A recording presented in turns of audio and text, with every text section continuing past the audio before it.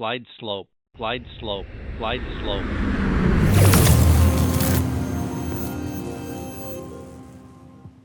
No mesmo ano que caiu o Muro de Berlim, mas muitos meses antes, no dia 15 de janeiro de 89, veio ao mundo este que é um dos maiores conhecedores de regulamento da aviação aqui em Mato Grosso do Sul. Contigo e conosco aqui hoje temos William Eger Pazinato. Seja muito bem-vindo! Aê! Boa, valeu! E como sempre temos Diego Paulino e Adriano Galindo. E hoje nós vamos fazer uma rodada falando não só de aviação, exclusivamente de aviação, né, da sua vida como aviador, mas a gente vai falar também de regulamento, que eu estou sempre perguntando, né, para o nosso oráculo do regulamento, que é o William aqui em Mato Grosso do Sul, tá? Então, William, obrigado por ter aceitado o convite, obrigado por ter vindo aqui conversar com a gente. Eu que agradeço. Eu vou começar da forma mais tradicional possível e eu sempre pergunto isso para os nossos convidados, que é: por que você resolveu ser aviador, ser piloto? Essa daí é fácil, né? O grande incentivador, ou os grandes incentivadores foram meus pais, né? O início da empresa, eu acompanhei desde moleque, né? Eu trabalhei na empresa no início limpando carteiras, né? Lavando calçada da empresa, né? Tirando cópia de apostila, né? E o exemplo, né, dos meus pais foram eles que me introduziram na aviação, né? No começo, eu tirei o meu piloto privado, né? Já tinha intenção de trabalhar? Não. A guria, né? 16 anos de idade, fez o curso teórico, inicialmente, né? E não era o meu foco, né? Não tinha aquela coisa de criança já querer ser piloto, né? Não era um sonho de criança? Não era aquela... porque eu vi aquilo como trabalho dos meus pais, né? Inicialmente. Eu tive que sair da aviação para entender que a aviação, ser aviador, era o meu ofício. Era o que eu queria fazer para minha vida toda. E essa saída da aviação foi para onde? Eu fiz faculdade na área de tecnologia, né? Trabalhei em uma grande empresa em Campo Grande. Tive a oportunidade de ficar lá dentro dessa empresa, né? E trabalhando fora da aviação me fez enxergar que a aviação era aquilo que eu queria fazer. Então, inicialmente, eu fiz o curso de piloto privado, me formei, né? Comecei a minha vida profissional, né? O meu currículo assim, né? E saindo da aviação com o ensino superior, trabalhando na área, eu percebi que não era aquilo que eu queria seguir e retornei à aviação concluindo todas as minhas carteiras, né? PC, Multi, FR, INVA. E aí você fez todas na sequência, assim? Eu fui acrescentando, né, ao longo do tempo, que em paralelo eu trabalhava na escola dos meus pais, né? Mas você voltou para a aviação com intenção do quê? De piloto comercial, pilotar, ir para uma linha executiva, aérea, fazer alguma coisa? O meu foco inicial era a linha aérea, né? Não que não seja bem-vindo hoje, mas o foco inicial era. Então essa possibilidade ainda existe? Existe, né? Mas o meu foco atual hoje é a aviação executiva. É Legal. O que me dá muito prazer em fazer, né? Que você cria amizades, né? Cria um relacionamento muito bacana com as pessoas que você presta aquele serviço, né? Meu trabalho atual fora da escola, né? É um trabalho com pessoal muito bacana, né? Eu gosto muito de executar aquele trabalho, pessoas boas, né? Então a gente cria um envolvimento legal na aviação executiva. Na aviação comercial, aviação de linha aérea, você tem uma distância com o público fim, né? E aí, quando você foi tirando as carteiras, o seu primeiro emprego na aviação já foi continuar trabalhando na escola dos seus pais, mas aí como instrutor, já entrando mesmo na parte aérea. Inicialmente eu não trabalhava como instrutor, né, na escola, mas sim trabalhando dando um suporte para o meu pai, que ele era o linha de frente da parte prática. Entendi. Né? Tenho a honra hoje de cuidar de tudo que o meu pai e minha mãe criou, né, nessa parte prática. Hoje meu pai ele trabalha, mas por trás das cortinas, dá um grande suporte para a gente, mas deixou como linha de frente o meu nome na parte prática, a cuidar de tudo, né? E sou muito honrado por isso. Você seria o grande gestor ali do hangar, das aeronaves, da parte prática de fato. Sou gerente dos donos. Entendi. Boa explicação. E da onde que veio esse teu amor, assim, pela parte de regulamento? Porque eu não conheço uma pessoa que tenha estudado com tanto prazer e afinco regulamento quanto você. O que me dá muita admiração, assim. Eu acho que a por ti. resposta disso é a necessidade, né? Então, se tem a necessidade de fazer algo, você tem que fazer, tem que abraçar e fazer bem feito, né? E o foco hoje nosso é buscar fazer um trabalho de acordo com o que a legislação prevê e fazer de maneira correta. E dá muito trabalho fazer o serviço corretamente. Porque tudo que está previsto ali não é tão simples assim de ser Não é aplicado. tão simples e fazer direito dá muito trabalho, e a gente tem uma política lá dentro de tudo que está previsto na legislação. Se tem algo que a empresa não está fazendo, tem abertura total, qualquer colaborador da empresa, né, nos atentar, informar, porque se você tem algo a corrigir, os colaboradores estão enxergando isso daí e tem total abertura para informar e a gente trabalhar nisso daí e melhorar cada dia, né? Não, bacana. É. E qual que foi o seu primeiro trabalho fora da escola? O que você fez assim, fora da escola na aviação, que poderia ser seu primeiro, ou os seus trabalhos fora da escola? Que você trabalhou hoje também na aviação executiva paralelamente, né? Sim. E esse foi seu primeiro trabalho? Não, ou você tá mesmo... eu trabalhei bastante fazendo freelance, voando aviões Que pequeno legal. porte, monomotor, bimotor. O que né? você voou nessa fase? Voei de tudo. Desde Skyline 206, Bonanza, Seneca, Baron, todas as aeronaves que são comumente operadas aqui na nossa região, eu voei. Ainda mais por conta de atender o Pantanal, né? Algumas outras operações que vão lá para o Sudeste. Atender o Pantanal é um negócio interessante. A aviação isso no meu ver, a aviação é um ramo que a gente precisa de bastante network, bastante relacionamento, né? No passado eu nunca tinha operado uma pista no Pantanal, uma pista curta, né? Então, né? E mesmo pistas registradas, algumas pistas são curtas, né? E você precisa ter técnica e ter experiência de voar naquela região, naquele cenário, né? Você não pode trazer uma habilidade sua de uma operação e acreditar que aquela habilidade sua é aplicada em qualquer cenário.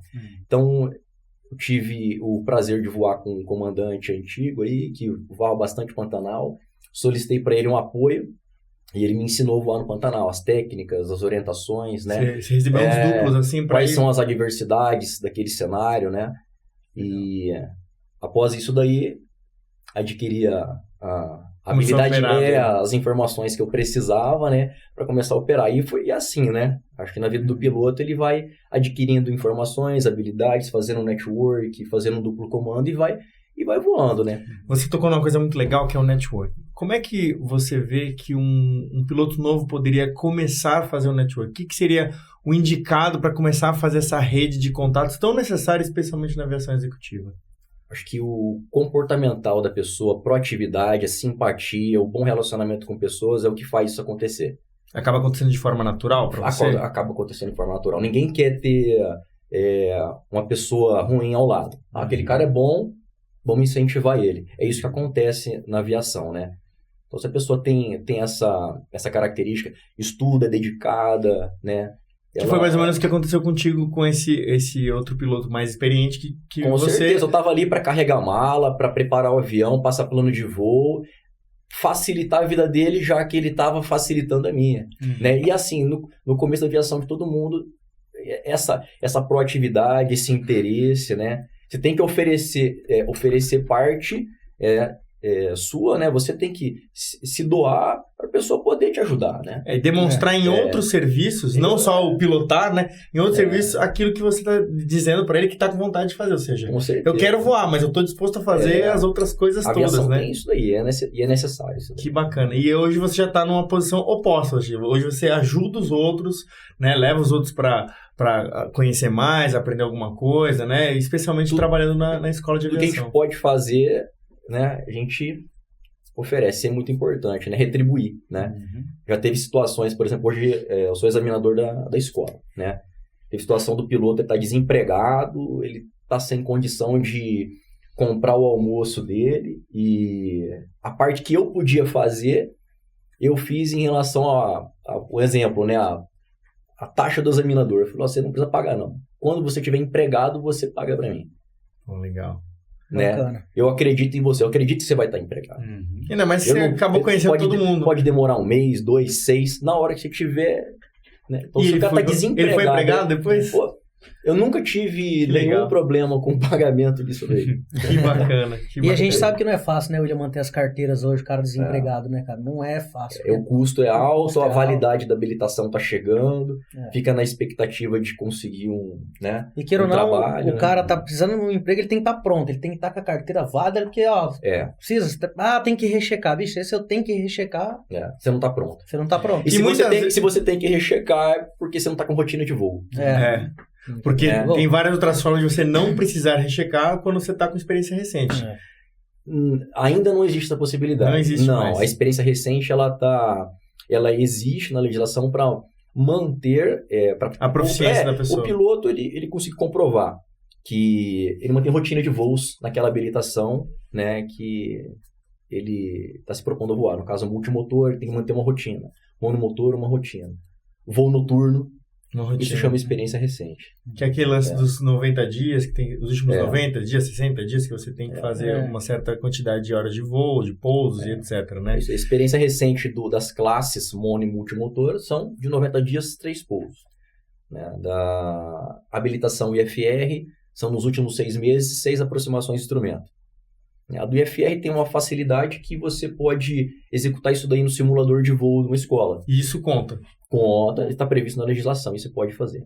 Que bacana. Inclusive, já era uma coisa que a gente já ia perguntar mesmo sobre as validades e etc. Agora, a experiência recente das classes mono e multi só em aeronave. Não tem jeito, né? A do IFR tem essa vantagem de poder fazer no simulador. Como é que seus pais viram quando você decidiu firmemente vir para aviação? Porque você tinha feito faculdade de tecnologia e tudo mais, mas aí falou, não, eu quero ir para aviação. Por mais que você tivesse ali isso em casa, né? A aviação fazia parte do lar de vocês, mas como é que foi a reação dos seus pais quando você falou, não, eu quero isso mesmo, é aviação, eu quero fazer o PC, fazer o multi, fazer tudo que tem para frente? Teve apoio 100%, né? Seria basicamente o primeiro piloto da família. Caramba, né? que legal. O seu pai chegou a fazer o PP, não fez? Sim, o meu pai ele iniciou na aviação, mas não conseguiu dar continuidade. Não, mas que Como ele ficou piloto. ali, né, tocando a escola, que aí é um negócio diferente. Quem teve o privilégio disso daí, né? E sou muito feliz por isso, né? Fui eu, né? Poxa, que bacana. Então, eu tive essa oportunidade. Na minha família, meu irmão também é da aviação, mas ele não é piloto, ele é comissário de voo. Né? Minha mulher é comissária de voo também, né? Então, todo mundo integrado na aviação. Que bacana. E agora entrando já na parte mais técnica, né? Você podia descrever pra gente os primeiros passos para você ser piloto do ponto de vista regulamentar, assim, quais são os primeiros passos? O que eu tenho que fazer se eu quero ser piloto? Primeiro passo, a primeira habilitação, a primeira licença, corrigindo, é o piloto privado, né? Você pode fazer um curso teórico na escola, fazer uma prova da ANAC, é a primeira fase, parte teórica. Segunda parte é a fase prática, né? São horas de voo, 40 horas de voo, práticas em aeronave. Então, o aluno, da primeira à última hora, ele está em operação, junto com o instrutor, né? Tem que estar CMA válida, né? Licença de saúde é um requisito. Desde a primeira hora, você não faz nenhuma hora de voo sem a licença de saúde. E é curioso isso da licença de saúde, porque tem uma diferença entre banca da ANAC e licença de saúde, né? A licença de saúde é desde o começo, mas a banca da ANAC não precisa ter feito até tal hora de voo. Confere isso? Confere. Você pode iniciar a parte prática do curso sem mesmo ter feito a prova da ANAC. Mas em uma determinada missão, né, do treinamento, você precisa já ter completado 18 anos e ter concluído com aproveitamento a prova da ANAC. Só faz as missões duplas, no caso? Basicamente, em torno de 17 horas de voo, em torno disso daí, você vai conseguir executar antes da prova da ANAC. A partir dali, os requisitos de maioridade 18 anos, né? E a aprovação ANAC, na banca. Na banca. Será uma dúvida também, você então consegue fazer a parte teórica sem ter completado 18 anos ainda. Com 17, isso. você até a parte consegue- prática iniciar então, você sem os consegue 18 começar a voar até 17 horas, ainda sem completar 18? sem completar 18 e sem a prova da ANAC. E o voo solo também tem que estar com esses requisitos em cima, né? Esse 18. requisito, essa missão que determina. Você não pode prosseguir no treinamento de PP. É a missão do voo solo. No Você caso, não ele vai pode até voar 17, solo William. se não tiver 18 anos. Se eu tiver um bom aproveitamento na minha parte prática hoje, eu consigo fazer meu voo solo antes desse período, desse tempo? Não. O programa de treinamento ele é estipulado com missões e cada missão tem um objetivo. Uhum.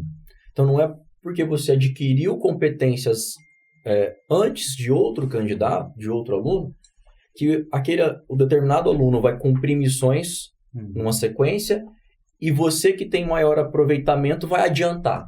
Entendi. Não. Mas isso sempre Isso acontecia antigamente. então Os isso que eu ia programas de treinamento, na verdade, acontecia até de não existirem programas de treinamento bem definidos. Só existia um mínimo de horas, assim. Ó, tem que ter tantas Aí horas. existia vamos dizer assim, um papo entre pilotos que eu solei o bueiro com 10 horas. Uhum. Eu solei o paulistinha com 12. E é aquela coisa, né? O peixe do pescador sempre é maior, né? Então, na aviação era quem solou com menos Mais rápido, horas. Quando eu Né? fiz o curso de PP... Esse era o grande mérito, né? Era o grande mérito, era Aí solar, tinha aquele antes das que 10 enchia pra horas. caramba, eu solei com 6. Esse daí era o fera, né? Mas em resumo, hoje existe o programa de treinamento, as missões estão ali para serem cumpridas em uma sequência. Uhum. E o piloto ele tem que cumprir essas missões com aproveitamento. Para você poder, sim, chegar naquela missão de voo solo e você ter competências técnicas, total segurança, né? E poder operar o avião sozinho sem um risco, né? Mas o programa de de um instrução é de cada centro de instrução. Cada centro de instrução possui seu programa de instrução, mas todos devem atender às legislações em vigor. Uhum. E isso daí é incomum. Né? E aí tem o os seu mínimos programa lá. de instrução ele pode ter alguma coisa em especial da sua necessidade, o cenário que aquela escola vive. Peculiaridades, né? Então, Mas não pode ter escola desvios das exigências Você das não pode regulamentações. fugir dos requisitos. Uhum. E o que mudou nessa questão aí de quando era escola de aviação, aeroclube para SIAC? Teve alguma coisa na legislação que Diga acrescentou? Para eu que não sei o que é SIAC, digo o que é Centro SIAC. de instrução. É um centro de instrução. Centro de instrução de aviação civil. De aviação civil. Essa mudança foi por questão de certificação, né, e cumprimento de legislações novas que foram publicadas, né? Uhum. E, no meu ver, isso veio a introduzir um cenário favorável à formação dos pilotos, por mais que a burocracia tenha aumentado. Então, talvez para as escolas, de fato, não facilitou, mas com o objetivo de melhorar a formação do piloto, foi benéfico. Com certeza, com certeza. Então, a gente tem um trabalho mais extenso hoje, né, com muito mais cuidado na burocracia, mas veio a favorecer a formação. O objetivo final da formação do piloto é ele ter condição de operar uma aeronave, a primeira licença piloto privado, habilitação monomotor, uma operação visual. Ter a condição de operar essa aeronave durante o dia sozinho. Em segurança. Com segurança, né? O cenário anterior da aviação era uma formação deficiente por questão da competição que existia, a parte comercial mesmo? entre as escolas. Uhum. Então, a escola que reprovava, antigamente, não era... Ela tinha um estigma de algo ruim. Você não teria cliente.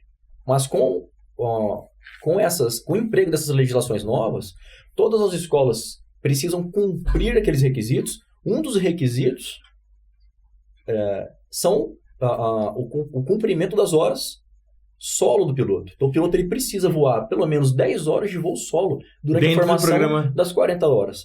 Que legal. 10 horas de voo solo. 10 horas de voo solo, 5 horas de navegação, 5 horas de voo local. Basicamente, é isso daí que existe dentro do programa. Então, 10 qualquer horas lugar no Brasil tem que que vai fazer 10 formar um horas de voo piloto solo. privado, ele tem que ter 10 horas de voo solo. E a Independente SIAC, das particularidades de cada programa de instrução, esse é um requisito esse é o mínimo. comum, mínimo, de todos os SIACs hoje do Brasil. E 10 horas de voo solo.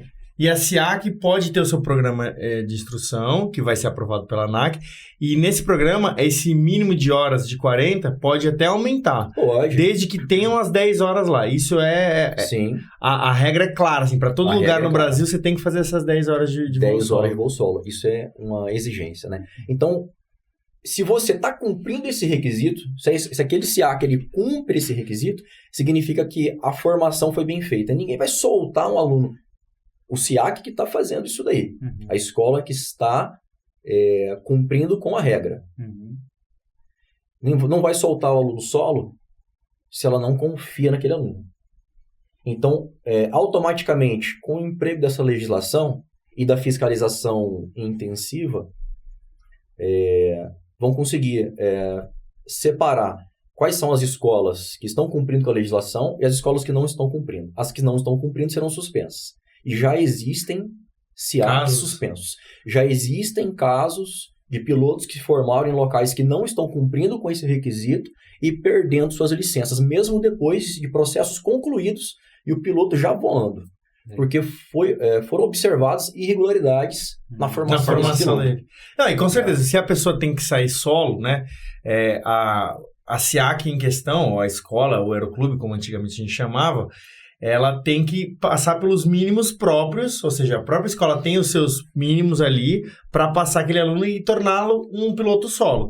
Se você forma o PP sem ele ser solo, como é que a gente vai ter a certeza da capacidade de operar a máquina, né? Nessas condições, visual, monomotor, etc.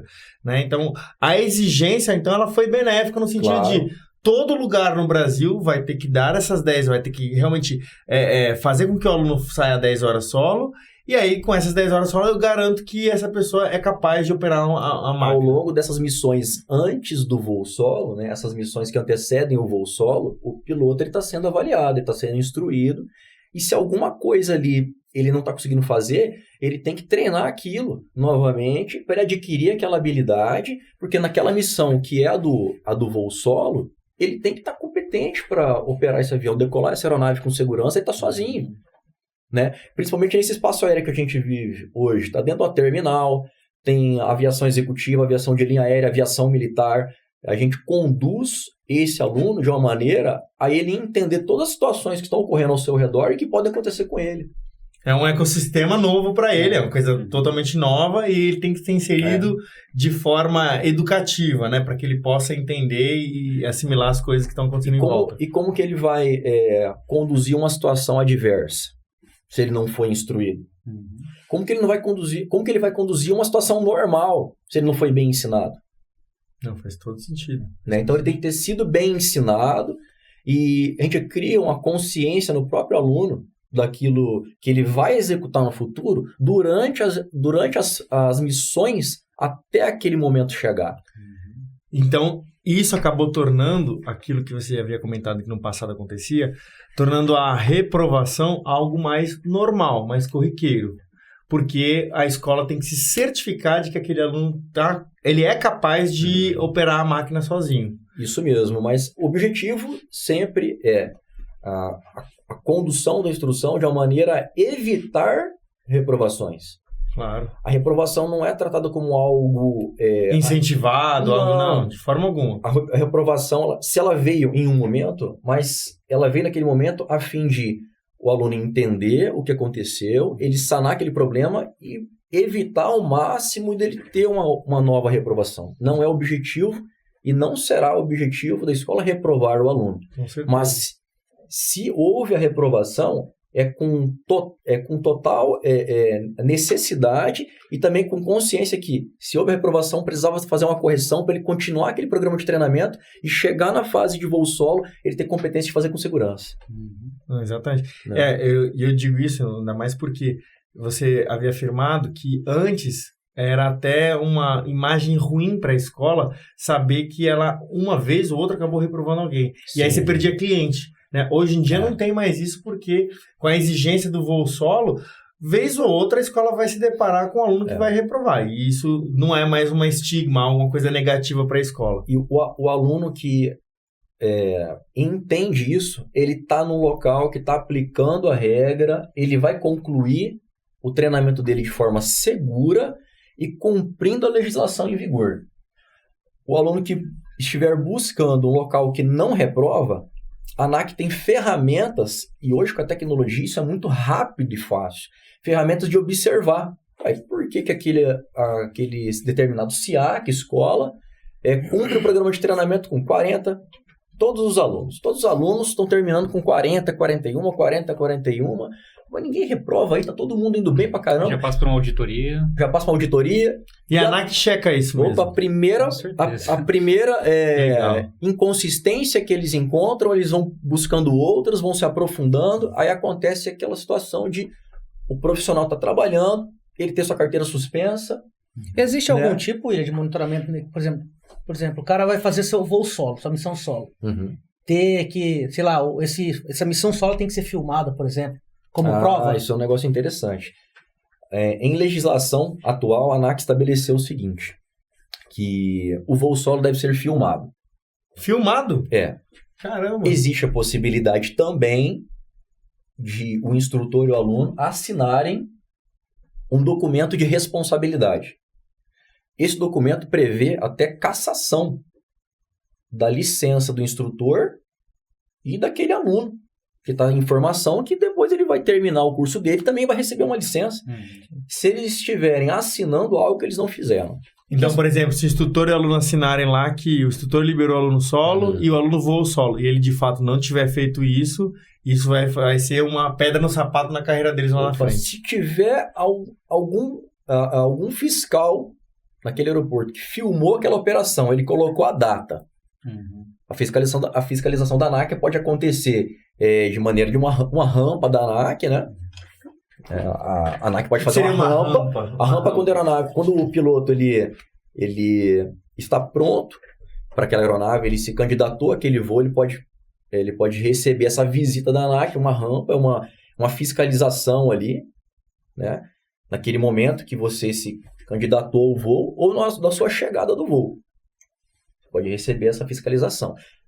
Normalmente a ANAC ela não pode chegar num avião que está lá dentro do hangar sem um pedido especial da agência e fiscalizar aquele avião. A fiscalização de rampa são das aeronaves em operação, né? Para iniciar, acabou de uma chegar. Coisa bem positiva aqui no Brasil que a gente vê é que a ANAC ela audita muito, né? Ela fiscaliza muito, ela vai atrás mesmo, justamente para garantir a segurança, né? No meu trabalho eu já fui surpreendido várias vezes pela ANAC com fiscalização de rampa. E você é mecânico? Mecânico. Então, assim, eu no trabalho, a aeronave parou, de repente ele chega, se identifica como um fiscal da ANAC, né, mostra a fiscalização dele lá, mostra o crachá dele e pede o meu código ANAC, primeira coisa, não pede nem meu nome. Você é técnico aqui, código ANAC. Aí já verifica a validade do meu certificado e sobe no avião, conversa com a tripulação, então ele tem toda essa autoridade de chegar ali no momento da operação, e é uma coisa positiva, eu acredito que é positivo, porque, por exemplo, eu poderia estar atuando sem estar com a licença válida. É lógico. Entendeu? Sim, esse é o objetivo. Que é uma coisa até que já aconteceu comigo, né? Eu fiz um cheque e depois a ANAC tirou a validade do meu cheque porque o meu checador estava com a CHT dele vencida. Nossa! Então foi uma situação que aconteceu mais de 10 anos atrás. Mas a ANAC realmente está de olho em tudo, né? E tá certo, tem que estar. Tem que estar com todo mundo válido. E falando da fiscalização aí também, sobre essa questão da fonia. Eles podem, sei lá, desconfiar de algum voo, puxar a voz, se é a voz, cruzar essa informação se é a voz do cara que está ali no voo, sim ou não. Eu acredito que essa é uma possibilidade. Para um voo solo, assim? Que seria uma ferramenta. Por exemplo, até o William, como ele é checador, vai fazer um cheque de um recheque, por exemplo. Eu estava lá. Ele fazer a fonia dele, ele ficar fazendo a fonia em vez do aluno, do cara que está fazendo recheque, se isso aí poderia dar algum problema. Numa escola aí, no passado, aqui em Campo Grande, ela foi fechada. Foi fechada pela ANAC? Foi fechada. Existiam voos de cheque que nem no diário de bordo estavam. Existia o voo de cheque e o checador nem no Brasil estava. Então, Mas isso faz muito tempo? Não é coisa de mais de 10 anos atrás, não. Caramba! E se você for ver, o gestor dessa escola estava envolvido com isso? Ele estava fazendo mau uso da sua função, Das atribuições que lhe cabia? esses colaboradores estavam cientes dessas coisas que esse gestor estava fazendo? Né? Às vezes, coitado do colaborador que estava lá Envolvido. sem saber. Né? Então, dá para falar que porque existia uma irregularidade dentro de uma escola, todos os colaboradores estavam envolvidos? Não.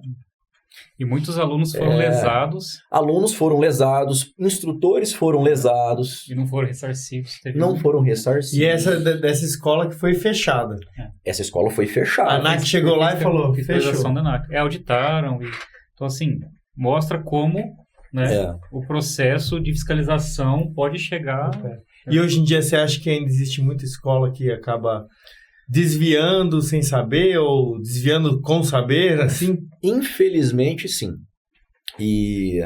Que tipo de coisa que eles fazem? Opinião minha, né? Isso é particular minha. Existe o descumprimento da regra com consciência que estão descumprindo a legislação em vigor. Né? E se for para você descumprir a legislação e as duas partes estarem cientes, né? No caso, o instrutor e o aluno, estão cientes do descumprimento. Os dois estão cientes, né? Isso é um problema pessoal deles. Né? Eles estão cientes, eles sabem das responsabilidades. O duro quando você é um terceiro de boa fé, está contratando o serviço de alguém e essa pessoa não te deixa... claro. Não deixa que tá claro um desvio. Tudo que está acontecendo ali. Então, é um comportamento que a gente busca ter e busca que todos os colaboradores tenham dentro da nossa escola, que é dessa clareza sobre a legislação prevê isso, nós devemos fazer assim. Mas o outro local não faz. Isso não nos cabe. Perfeito. O que está previsto na legislação é isso aqui, nós vamos fazer o que está previsto. Você vai concluir seu programa de treinamento e você não vai ter problema nenhum com ele. Se a ANAC daqui 5 anos questionar, lá no seu programa de treinamento de piloto privado, você não fez essa missão. Não fiz, sim, tá aqui. Tem como comprovar, né, ter todos esses registros. Né? Isso e você muito fez importante. efetivamente. Isso é muito importante que você está falando. Essa semana, o comandante Márcio, lá do Instagram, Eu Quero Voar, que, aliás, isso aqui podia estar sendo patrocinado, né? Mas não está sendo por enquanto. Mas o comandante Márcio tem um canal legal no Instagram, tem um Instagram muito bacana, e ele estava comentando exatamente isso, que ele ouviu muitos pilotos que estavam fazendo PP, PC, serem lesados pelas SEACs que eles tinham investido. Porque às vezes o cara juntou o dinheiro, fez lá, ele colocou o dinheiro acreditando que aquela SEAC estava fazendo tudo certo. E aí, no meio do processo, descobriu-se que haviam falhas, que eram desvios, que a própria pessoa não sabia que acontecia aquilo, ou ela não sabia que aquilo era errado. Que é isso que você está falando. Quando a SEAC, uma parte sabe do desvio de regulamentação, de regras, e a outra parte, geralmente a contratante, é o aluno, né, a pessoa que está interessada, não sabe o que está acontecendo, não sabe que aquilo é errado. E aí ela só paga, porque sabe que a parte mais onerosa para o aluno é pagar as horas de voo, e de repente essa pessoa é prejudicada, e acaba a aviação na vida dela. Principalmente isso ocorre no primeiro curso, porque ela não tem né? todo o conhecimento necessário para poder até vistoriar. Essa escola está ativa? Os cursos dela estão... A partir do momento que o aluno chega na escola e vê que a escola está aberta para funcionar... Para ele já está tudo ok. Está licenciada. Exato. Tá okay, né? Aconteceu isso com essa escola no passado, aí, que o aluno comprou um pacote de horas de voo ali e nunca mais. E não conseguiu fazer nenhuma hora de voo. William, mas pode acontecer o caso, por exemplo, eu tiro por você ali na Fly Company, que você conhece muito de regulamentação. Então, você consegue ter uma base na escola para saber e dar esse fundamento para a escola funcionar, ok, dentro de todos os regulamentos, certo? Mas, de repente, tem uma SEAC, uma escola, um aeroclube lá, menor, e que não tenha uma pessoa que tenha um conhecimento tão aprofundado, e, de repente, a pessoa acha que está funcionando legal, mas tem alguns desvios lá dentro que ela não tem ciência disso aí. Pode acontecer também. Sim, acontece. O pessoal que não está ciente, Quando Mas quando você tem um tempo trabalhando em algum segmento, você percebe se a pessoa está fazendo de Certo, boa fé ou de má fé. Você percebe, né? Por exemplo, se você tem sua formação como advogado, eu vou acreditar que você não conseguiu interpretar bem aquela legislação e fez sem querer? É difícil, né? Porque assim, é da responsabilidade, Você se formou deles saber, como né? advogado, quer dizer, você adquiriu habilidades de interpretação de leis. Basicamente, é uma habilidade que você adquiriu, você lê aquela legislação aeronáutica e você vai ter um entendimento da regra qual é. Sim, Você fez aquilo sem querer. obviamente. Então, dependendo da função que a pessoa tenha, vamos dizer assim, né, a ocupação que ela possui, eu já consigo concluir. Ele não fez sem querer, ele fez de má fé. E aí é diferente, né?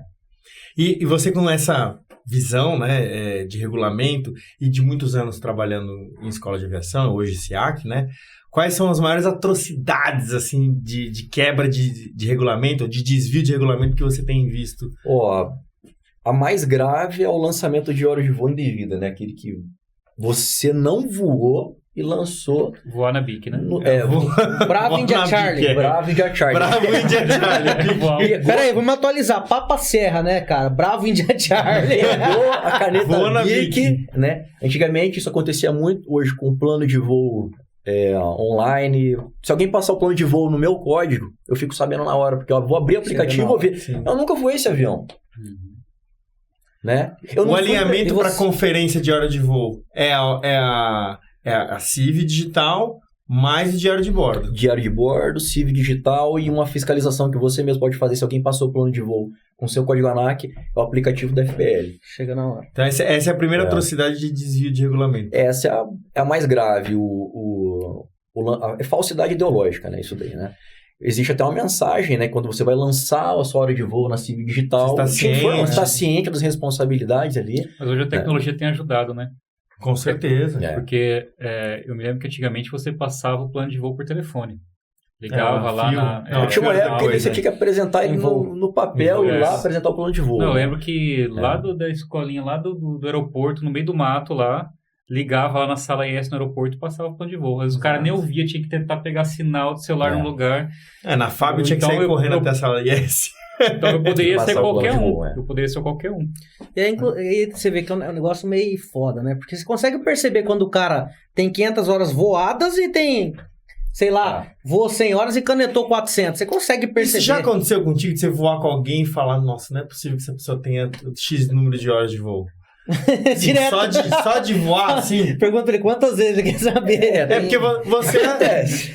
William, você é um dos caras que vai verificar os seus instrutores ou as pessoas que vão fazer recheque. Você já vê no E aí recheque. você vai lá no recheque e você fala, pô, esse cara tem tudo isso de hora mesmo? Isso acontece? Mas é Não fácil você perceber até antes do voo, né? O cara começa com as conversas mole, já começa aquele...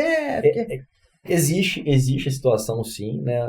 Algumas pessoas acabaram registrando muitas horas de voo voando duplo comando. Às vezes foi por necessidade, né? Ela tá com 500 horas de voo registradas, mas em comando mesmo ele tá com habilidade de 200, de 100. E faz muita diferença isso. Poxa, é um grande impacto, né? 100 para 500 horas, né? de registro, né? Então, tem muita situação, né? O piloto adquiriu experiência, tá lançado como comando, mas quem tava realmente pousando e decolando o avião era o comandante antigão que tava do lado. Isso que é. Você percebe, você percebe. E A regularidade do lançamento foi feito o plano de voo no código dele. tudo certo. Mas, em resumo, acontece na aviação, faz parte do adquirir experiência do piloto, e ao longo do tempo ele vai melhorar, mas ele está sim com as habilidades mínimas, né?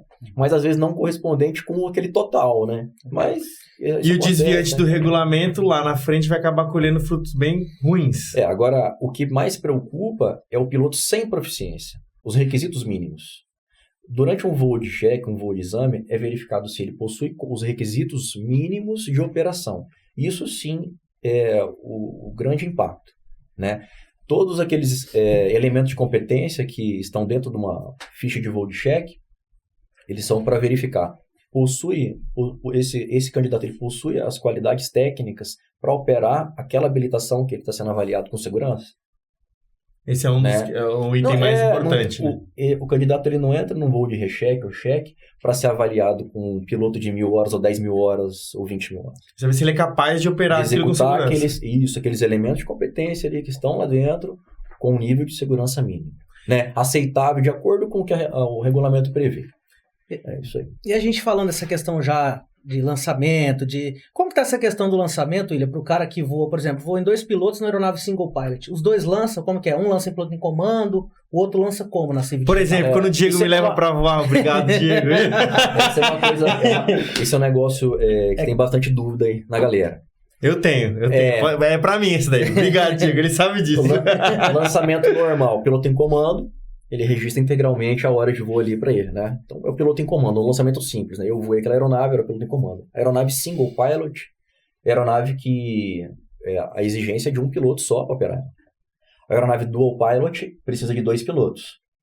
A aeronave que é dual pilot precisa de 2 pilotos. O lançamento de copiloto, ele pode existir normalmente, porque é requisito daquela aeronave. A aeronave dual precisa de 2 pilotos. Tripulação mínima, 2 pilotos. Mas se a aeronave ela é tripulação mínima de 1 piloto, pode existir copiloto? Existe legislação que prevê isso aí. A legislação é a 61001 Gulf, uma IS, né? IS 61001 Gulf, atual.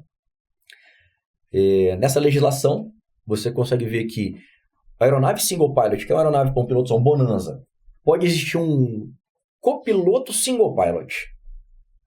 E tem na hora do lançamento lá, né? Tem essa Copiloto opção. do single pilot. E nessa legislação prevê que esse lançamento ele pode ser feito por aquele outro piloto recebendo um duplo comando. Então, é um jeito de regularizar esse duplo comando que recebeu. Por exemplo, eu vou voar contigo, Diego, que você é o comandante. E você está me dando um duplo no avião que você voa, que eu nunca voei. Eu sou copiloto, eu estou ali, consigo registrar isso daí, minha habilitação monomotor está válida, a aeronave é monomotor, mas ela é single pilot. Consegue registrar sim. Com esse específico Para lá. você como comando e para mim como copiloto single pilot. Esse é um exemplo. Mas essa hora de voo, ela não vale, ela não tem aplicação para adquirir uma licença superior. Por exemplo, um PLA. Essa hora ela não vai valer. Não vai valer. Ela vai valer para você registrar, experiência. E demonstrar a experiência sua. Mas uma entrevista de linha aérea, um emprego na aviação executiva. Essa é um ótimo tópico.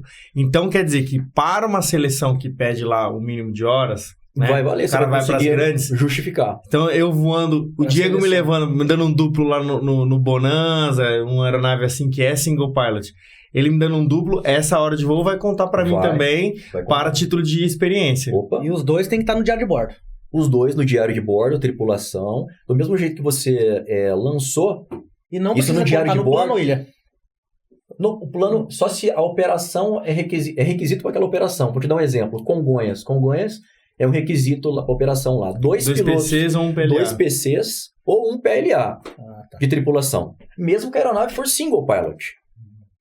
Então, se estiver indo para lá com a aeronave single pilot, um Meridian, por exemplo, um Caravan, são aeronaves single pilot.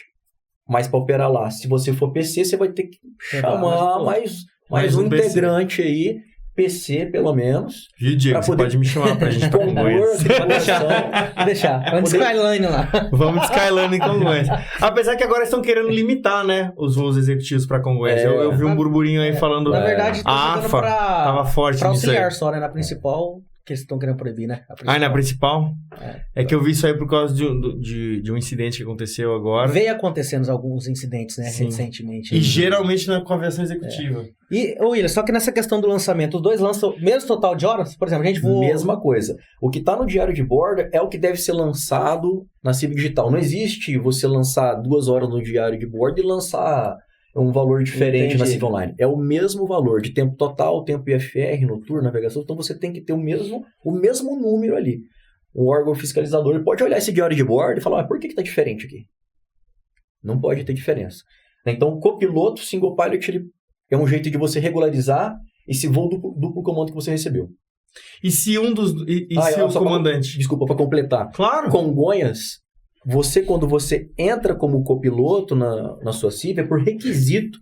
É exigência. E nessa hora da CIV... Essa hora conta. Mas como que você vai registrar para contar? É o copiloto single pilot por questão regulamentar. E tem isso também lá, nos itens, né? tem a opção copiloto single pilot por questão regulamentar. Por exemplo, quando a gente vai fazer um recheck. Aí conta para uma licença. Ah, sim. Quando a gente vai fazer um recheck, eu vi que o meu checador, ele pede para eu colocar que eu fui copiloto single pilot por questão regulamentar, porque afinal eu estava fazendo um recheck ali. Atualmente, isso é possível, está previsto. Daqui 6 meses, Pode ser que mude. A legislação ela é fluida. Pode sair uma legislação nova que muda isso daí, mas por enquanto o examinador ele pode estar como comandante e o examinando ele ser o copiloto single pilot por questão regulamentar. Ok? Do mesmo jeito que acontece a operação de Congonhas, o copiloto ele pode estar por questão regulamentar, existiu o comandante, existiu o copiloto por questão regulamentar, RBAC 135 também, existe as situações específicas dele, que pode entrar um copiloto por questão regulamentar. Quando entra o copiloto por questão regulamentar, normalmente... É uma hora válida. É uma hora válida, e é porque a aeronave é single pilot. Aeronaves que são dual pilot, o copiloto ele não tem copiloto por questão regulamentar. Não, ele é copiloto, ele é copiloto precisa. porque é requisito de tripulação. Sim, sim. Quando existe copiloto por questão regulamentar ou copiloto single pilot, é para tentar regularizar esse posto. Diferenciar, né? Como que eu regularizo a hora de voo daquele tripulante que estava numa aeronave que era single pilot? Entendi. E o lance de valer e não valer é só vale ou não vale para você tirar uma nova habilitação, mas Isso. para a experiência vale tudo. Vai ser registrado tanto no diário de bordo quanto na CIV digital. A questão é, você conseguiu utilizar aquela bagagem, aquela experiência de copiloto para adquirir uma licença superior, por exemplo, um PLA. Entendi. Perfeito, perfeito. Ô, William, vamos falar um pouquinho da questão da revalidação aí, que a galera também tem bastante dúvida. Por exemplo, o cara é piloto privado, ele voou lá, só que ele tá 3 anos sem voo. E ele quer voltar ativa. Ele quer revalidar as carteiras dele. Ele tem que fazer o quê? Ele tem que fazer a experiência recente, fazer um voo de quanto tempo? Ou ele pode fazer um voo em outra aeronave, um INVA assinar para ele? O que é o mínimo que ele tem que fazer para voltar? Atualmente, não está previsto na legislação um mínimo para aquele candidato que está vencido. Então, a experiência recente, pelo que está escrito na legislação hoje, ela não é um requisito para o recheque. Mas se o candidato está há 3 anos vencido, ele possui a competência técnica, proficiência aceitável para conseguir ser aprovado nesse recheque? Provavelmente não. Ele pode se arriscar a fazer? Pode, mas é por conta e risco. Por conta e risco. Mas quem Foi exatamente o que aconteceu comigo. Dele, né? Não, mas ele não vai estar sozinho, ele está com o examinador. Então, se ele não cumprir com os requisitos, né, e não tiver a proficiência técnica, o examinador ele vai assumir. E se o examinador assumir o comando, Já automaticamente é aprovado. aprovado. E foi a situação que eu passei. Eu fiquei 10 anos sem voar. E aí eu procurei a Fly para rechecar. E aí eu falei, eu quero rechecar o multi-FR. E aí o senhor me orientou no seguinte sentido. Olha, primeiro voa uma aeronave só de FR, um mono, e depois vê que tá legal, aí você vai pro multi e FR. E foi exatamente o que eu fiz. Umas 3 horas no mono, e depois fazer umas 3 horas no multi para depois fazer o recheque. Porque realmente eu não tinha se você tá proficiência. afastado e não tava não tava familiar com aquele equipamento multimotor, se você chegar nele diretamente, às vezes você não vai se dar bem.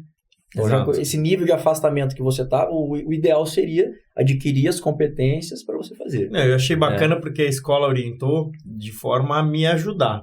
Eles falaram assim, não é que a gente quer que você faça um monte de horas, mas que seria interessante para você mesmo não queimar o recheque, para que você venha com mais bagagem. Então, por isso que essa pergunta foi até tão porque o seu pertinente. objetivo era finalizar esse recheque e seguir voando. Isso, executar alguma função na aviação. Exato.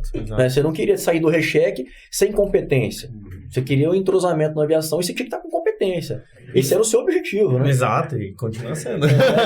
E falando em recheque, relembra a gente, né, das validades das carteiras.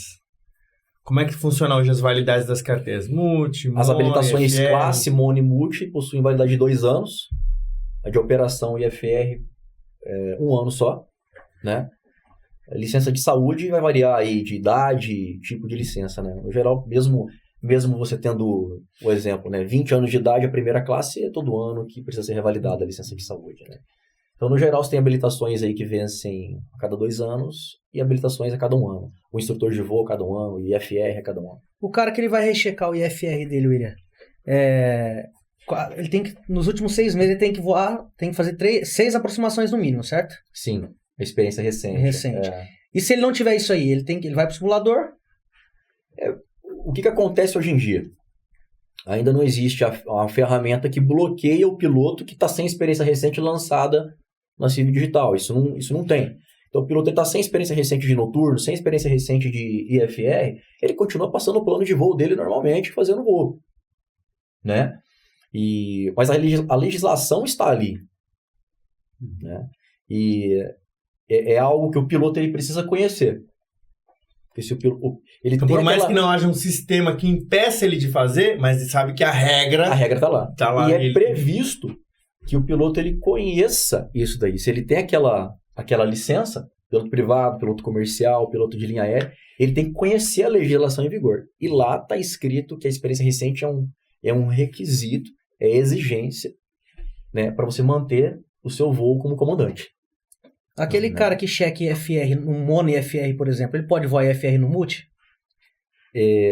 Existe, esse assunto ele existe no RBAC 61, e existe uma previsão que o IFR, quando operado em aeronave multimotora, no seu último recheque,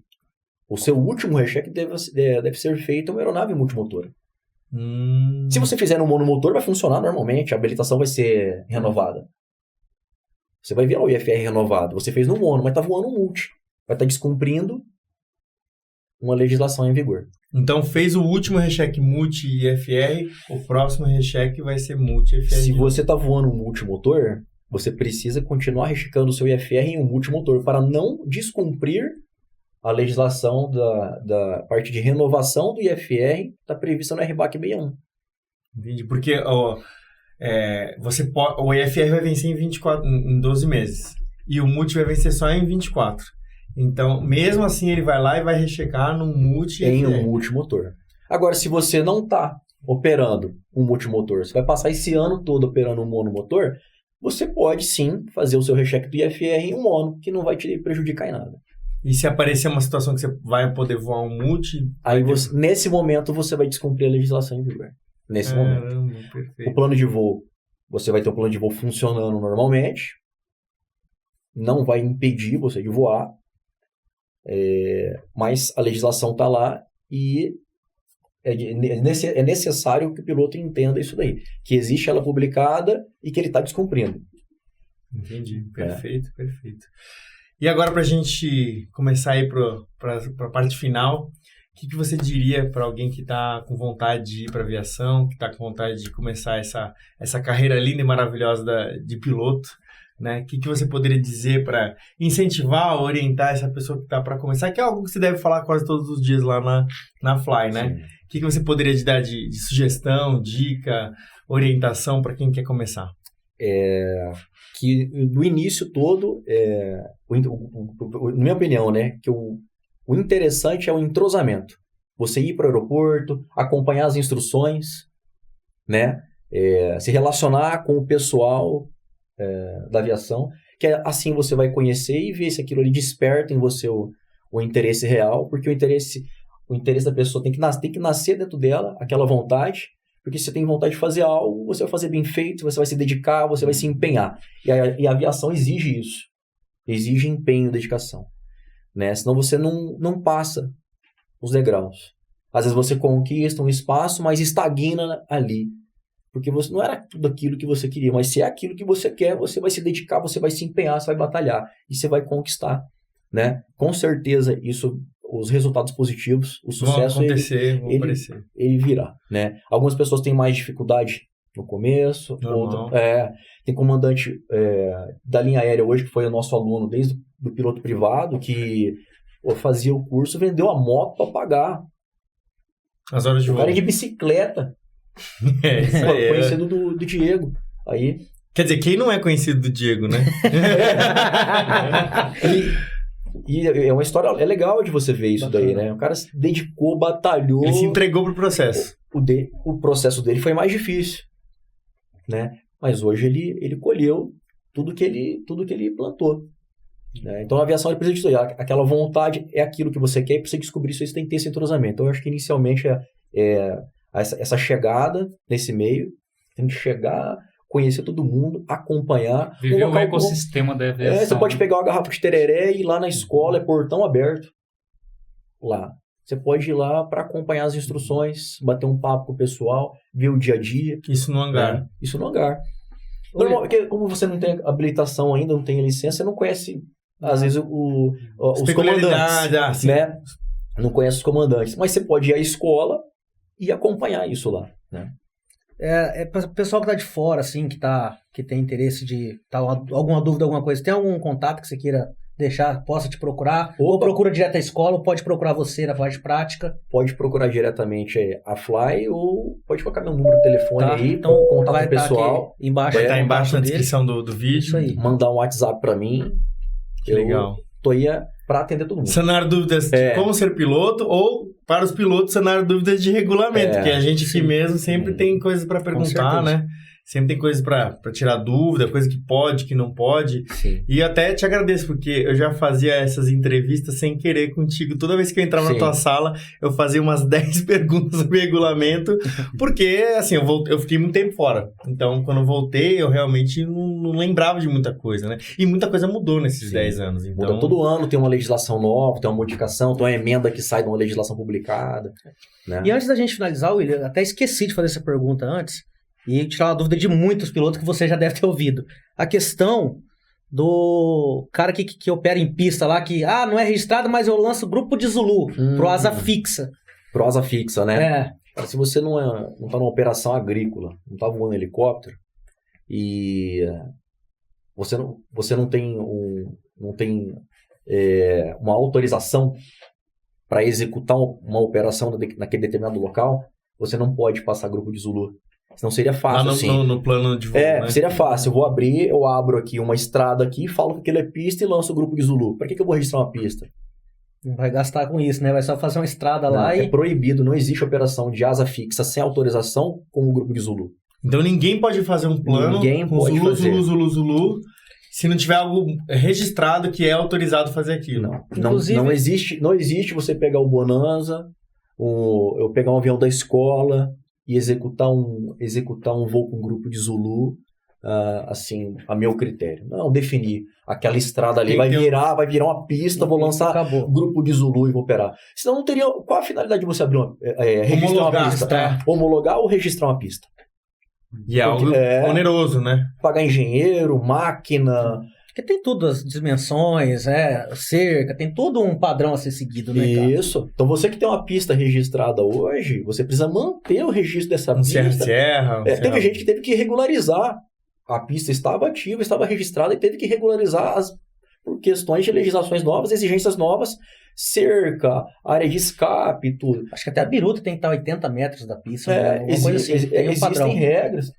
Então não dá pra fazer de qualquer jeito e mandar um Zulu. E simplesmente ficar por isso, não é dessa maneira. Eu acredito que venha dar algum problema, o cara pega e lança lá no diário. Serra Aquilo Golfo para Zulu, grupo de Zulu. Aí cai na fiscalização, a ANAC vai lá, dá uma olhada. Mas onde é que Ou seja, aí o cara pousa lá em 3 lugares, ele vai ter 3 Eu não vou falar a certeza, mas bem provável. Né? É uma prática comum? Não, e tá fácil. Tá escrito lá, grupo de Zulu. Essa aeronave tem autorização para isso? Por que tá lançado o grupo de Zulu ali? Aí você vai ter que justificar com o que então você vai justificar. Então é só para helicóptero que isso vale e para aviação agrícola? Aviação agrícola ou se você tiver uma autorização para executar aquilo dessa maneira. Tem que ser algo muito, muito específico. Tá publicado... deixa eu ver aqui a legislação. Tá. Aqui. Existe a legislação que prevê que você não pode operar nenhuma aeronave em pistas no Brasil sem que elas estejam registradas ou homologadas. Em alguma das duas situações. Quer ver, ó? Não, e é curioso, porque tem vários pontos dentro do plano de voo que você pode colocar uma informação genérica, como é o fato de você colocar o destino, Zulu, né? Mas nem tudo é autorizado. Somente é permitido utilizar um aeródromo brasileiro se o aeródromo for cadastrado. Né? RBAC 91. tá publicado, né? E Com todas as letras, né? Com todas as letras, se o piloto utiliza de uma brecha porque o plano de voo aprova, não é porque aprovou o plano de voo que você tem direito de fazer. Você tem que manter seus voos com licença de saúde válida. Não é porque tem um erro no aplicativo que, eu passei o plano de voo e aprovou. A licença de saúde sua estava vencida. Você sabe que não pode estar vencida. Mas aprovou. Vou continuar passando. O aplicativo que errou, mas você errou também. Não existe essa coisa. O plano de voo passou, tô certo. Então não tá certo. A legislação está publicada e você está passivo de receber infração. E é previsto que você conheça a legislação. É previsto. Se você tem aquela licença, você tem que ter lido no mínimo RBAC 91, RBAC 61 e outras legislações em vigor. Perfeito. RBAC 91 e 61 é o mínimo, é o básico. Do básico você tem que conhecer do que é prerrogativo. Para qualquer um voar, com certeza. Qualquer um voar. Então é mais uma dica para quem quer ser piloto.